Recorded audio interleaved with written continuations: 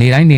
သုံးနေရတဲ့ English စကားလုံးတွေပေါ့နော်အထူးသဖြင့်ဒါစကားပြောပိုင်းအတွက်ပို့ပြီးကြည့်ရွယ်တယ် reading ပိုင်းအတွက်လို့လည်းပြောလို့လည်းရတယ်အမြဲတမ်းထပ်ခါတလဲလဲသုံးဆွဲနေပြတဲ့စကားလုံးတွေဆိုတာဗျာကျွန်တော်တို့နေ့စဉ်ပေါ်မှာတတ်ရှိနော်ဒါကို essential vocabularies လို့ပညာရှင်တွေကခေါ်တယ်အဲ့ဒီမှာကျွန်တော်တို့တွေအမြဲတမ်းအတန်တူအမှားတွေနဲ့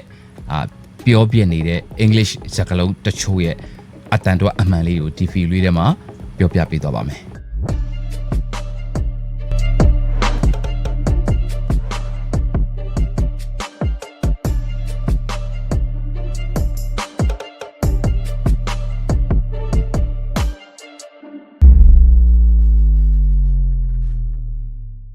နံပါတ်1စကားလုံးက POEM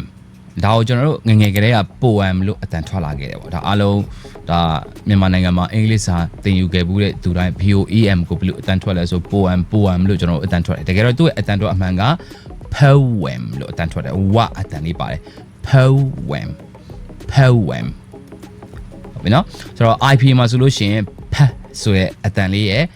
Oh ဆိုတဲ့အတန်လေးရဲ့အဲ့ Oh လို့အတန်ထွက်တဲ့အခါမှာနောက်မှာဝါဆိုတဲ့အတန်လေးက hidden sound လေးအနေနဲ့ရှိတယ်။နောက်ကကျွန်တော်တို့ဒီ M ဆိုတဲ့အတန်နဲ့တွားပေါင်းလိုက်တဲ့အခါမှာခေါင်းကမြုပ်နေတဲ့ hidden sound ဝါဆိုတဲ့အတန်လေးကပေါင်းပြီးတော့အတန်ထွက်ပြရတယ်။အဲ့ဒီအခါမှာဒီ POEM ရဲ့အတန်ထွက်အစစ်အမှန်က poem လို့ဖြစ်သွားတယ်။ poem okay ဒါလို့ဆိုရင်ဒါတော်တော်လေးအတန်ထွက်အမှန်ကိုနားထောင်ပြီးသွားပြီလို့ထင်ပါတယ်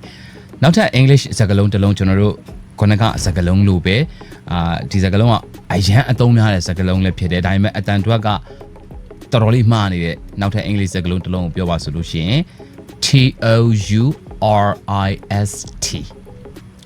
tourist လို့ကျွန်တော်တို့တော်တော်များများအတန်ထွက်နေတဲ့စကားလုံးဒီစကားလုံးရဲ့အတန်ထွက်တကယ်အစစ်မှန်က tourist နောက်ကျွန်တော်တို့မြန်မာတွေကတော့ခက်မြန်ပဲ tourist ခက်လွယ်ပဲပေါ့ပါမြန်မာစကားပြောတဲ့အတန် flow နဲ့ပြောပြလိုက်ကြတာများတယ်ပေါ့ကျွန်တော်ဆိုရင်လည်းငငယ်လေးကဒီစကားလုံးဘယ်လိုအတန်ထွက်လဲလို့မင်း tourist လို့ပဲအတန်ထွက်တာပဲဒါဒီ video ကြည့်နေတဲ့ကျွန်တော်တို့မြန်မာနိုင်ငံသားတော်တော်များများအတန်ထွက်ခဲ့တယ်လို့ tourist ပဲဖတ်တာသို့တော့တကယ်ကျွန်တော်တို့ဒီ English pronunciation ဆိုင်ရာပညာရပ်တွေလေ့လာတဲ့အခါမှာအတန်ထွက်ကိုကျွန်တော်တို့ထွက်တဲ့အခါမှာတော်တော်မှားနေတယ်ဆိုတာတွေ့ရတယ်ဒါနိုင်ငံခြားသားကိုခေါ်တာပေါ့ခီးသွားပေါ့နိုင်ငံခြားသားခီးသွားဧည့်သည်တွေကိုခေါ်တာပေါ့နိုင်ငံခြားသားမှလည်းမဟုတ်ပါဘူးမြန်မာခီးသွားတွေကိုလည်းခေါ်လို့ရတယ် tourist မဟုတ်ဘူးဒီချာလေးလိုက်ပြီးနားထောင်ကြည့်မယ် tourist ဒါတော့အတန်ချင်းခွဲထွက်တာပေါ့နော် tourist အမှတ်တမဲ့နားထောင်ကြည့်ရင်တော့ကျွန်တော်တို့နေတိုင်းထွက်နေကြ tourist ဆိုတဲ့အတန်ဘက်ကိုသွားပါနေတယ်လို့ပဲသို့တော့တကယ်တော့မတူပါဘူး okay အဲ့တော့ကျွန်တော်နောက်ထပ်3ခေါက်လောက်ကျွန်တော်အတန်လေးထွက်ပြမယ် tourist မြန်လေးထွက်ပြမယ် tourist ဒါလို့ဆိုရင်တိတိကျကျလေးအတန်တော့ကိုမှတ်မိသွားပြီထင်ပါတယ် okay နောက်ထပ်စကားလုံးလေးတစ်လုံးရဲ့အတန်တော့ကိုကျွန်တော်နဲ့အတူတူကြည့်ကြည့်အောင်ဒီစကားလုံးကလည်းကျွန်တော်တို့ဟိုးငငယ်လေးတွေကတော်တော်အကျွမ်းတဝင်ရှိတဲ့စကားလုံးလို့ပြောလို့ရတယ်နော်ရွာကိုခေါ်တဲ့ English စကားလုံးပေါ့ VILLAGE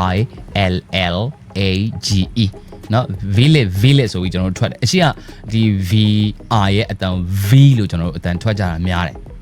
ဟုတ်ပြီနော်ဆိုတော့ဒီအတန်ရဲ့အတန်တော့အမှန်က V လို့အတန်ထွက်ကြတယ် V ဆိုတဲ့အတန်ရဲ့ ဆိုတဲ့အတန်ရဲ့အဲ့နှစ်ခုပေါင်းထားတာ V နောက်ကလဲlich ဆိုတဲ့အတန်နဲ့ထွက်တယ် village မဟုတ်ဟုတ်ပြီနော် village okay နောက်တော့ကျွန်တော်တို့အတန်တော့မှားလေးမှားတာရှိတဲ့ English စကားလုံးပေါ့နော်ဒါကျွန်တော်တို့နေ့စဉ်သုံးတဲ့အသုံးဆောင်ပစ္စည်းတစ်ခုရဲ့အခေါ်ပေါ့နော်ကျွန်တော်တို့တကြားကို English လို့ငယ်လေးတွေက SUGAR sugar ဆိုပြီးတော့ကျွန်တော်တို့အတန်ထွက်လာခဲ့ကြတယ်ပေါ့เนาะကျွန်တော်လည်းပါတယ်ဒီထဲမှာကျွန်တော်ဒီဗီဒီယိုကြည့်နေတဲ့မိတ်ဆွေတွေလည်းဒီတိုင်းပဲအတန်ထွက်ခဲ့ကြတယ်ဒါပေမဲ့သူ့ရဲ့အတန်ထွက်အစစ်အမှန်က sugar လို့အတန်ထွက်တယ်ဆိုတဲ့အတန် frame ပေါ်မှာဒီ ဆိုတဲ့အတန်လေးနဲ့ဆိုတဲ့အတန်နဲ့ကိုပေါင်းထားတာ sugar နောက်က ga ဆိုပြီးတိုင်းဆွဲလိုက်ရတဲ့အတန်မျိုးမဟုတ်ဘူးကျွန်တော်ခပ်ပါပဲပါလေးရုံအတန်လေးနဲ့ပဲကျွန်တော်တို့အတန်ထွက်ကြမယ် sugar okay ဒါလို့ဆိုရင်ဒီစကားလုံးရဲ့အတန်ထွက်ကိုကောင်းကြီးမှန်ကန်နဲ့ထွက်တတ်သွားမယ်လို့ထင်ပါတယ် okay ဒီနေ့မှာကျွန်တော်တို့နေ့စဉ်ဘဝမှာအရန်အသုံးများတဲ့ English စကားလုံးတွေထဲမှာမှကျွန်တော်တို့ရဲ့အတန်ထွက်အရန်မှားတဲ့ဒါ English စကားလုံးတွေရဲ့အတန်ထွက်တွေကိုတိတိကျကျလေး ဒါပြန်ပြီးတော့တက်မှတ်မှန်ကန်အောင်လို့ကျွန်တော် knowledge sharing အနေနဲ့ဒီ video လေးကိုတင်ဆက်ပေးလိုက်သလိုနောက်ထပ်ကျွန်တော်တို့နေ့စဉ်သုံးနဲ့အသုံးများတဲ့ကျွန်တော်တို့ဘဝမှာအမြဲတမ်းထပ်ခါနယ်ပယ်အစုံမှာတွေ့ရတဲ့ English စကားလုံးတွေတည်းမှာအတန်တော့အရန်မှားတဲ့ English စကားလုံးတွေရဲ့အတန်တော့တွေကိုထပ်ပြီးတော့ video လေးတွေအနေနဲ့တင်ဆက်ပေးသွားဖို့ရှိတဲ့အတွက်စောင့်မျှော်ကြည့်ရှုပေးပါအောင်လို့ပြောကြရင်းနဲ့ပဲဒီနေ့တော့ဒီလောက်ပါပဲအားလုံးကိုကျေးဇူးတင်ပါတယ်